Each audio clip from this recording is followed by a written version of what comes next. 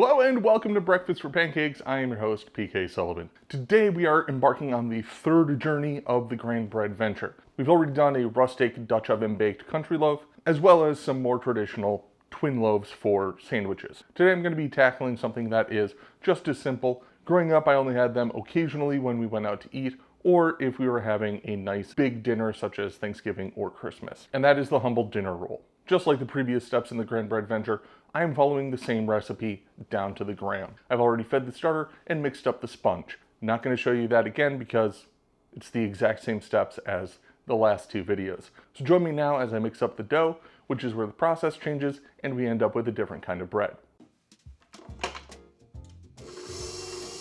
One of the variables I've been testing has been how long to knead the bread in the stand mixer. And I found that 10 minutes of kneading results in a silkier, smoother dough with this recipe. Now, to make the rolls, you want to portion and shape them more or less as part of the kneading process. There's no proofing or resting between kneading and portioning. This recipe makes a dozen 80-gram rolls. Bust out your scale and start chopping up the fresh dough. Oil a muffin tin and load it up with your shaped rolls. Rolling the portions into smooth balls is tricky. I'm still learning and working on that.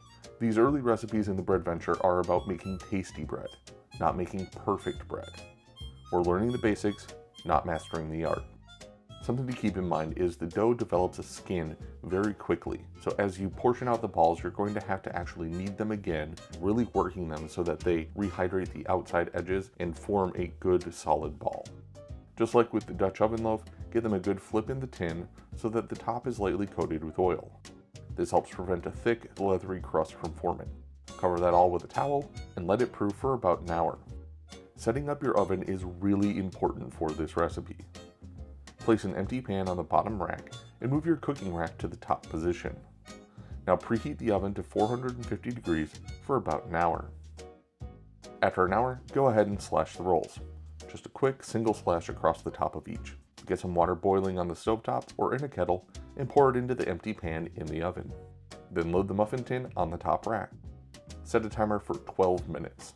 When your timer goes off, remove the dinner rolls and marvel at how good they smell. Time for the tasting, and you finally get the steamy bread shot that YouTube absolutely loves. I maintain that you should never cut open a hot loaf unless you plan to eat it all, but that's much more doable with a bread roll rather than a whole loaf. Of the three breads we've done, these have the thinnest, crispest crust. They're dense and chewy and would absolutely be perfect for soaking up gravy. Or they're just fine with some salted butter. There is room for improvement here. They could have better lift, they could have an even thinner crust, they could be more brown.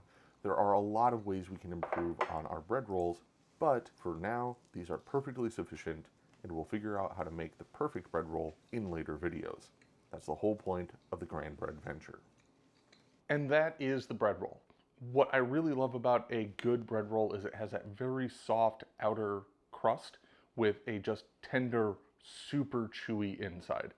Absolutely nailed that with these, and I'm super happy. That said, I think I am going to revisit dinner rolls in a later video down the Grand BreAdventure because I'm pretty sure that if we change the ingredient mix, we'll get an even better roll. This stage of the series is not about making the best anything. This stage is all about showing you how your technique, your process, and how you manipulate the dough gives you different kinds of bread, and it can make good bread even if it's not the ideal. So I'm perfectly happy with this, but I also do consider it a starting point. It's something that I'm going to start tweaking. I think if we add more water, we'll end up with a looser dough that will puff up more. I'm looking forward to trying that out.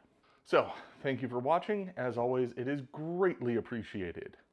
I hope you enjoy the BreAdventure, and if you have any questions, please let me know down below in the comments.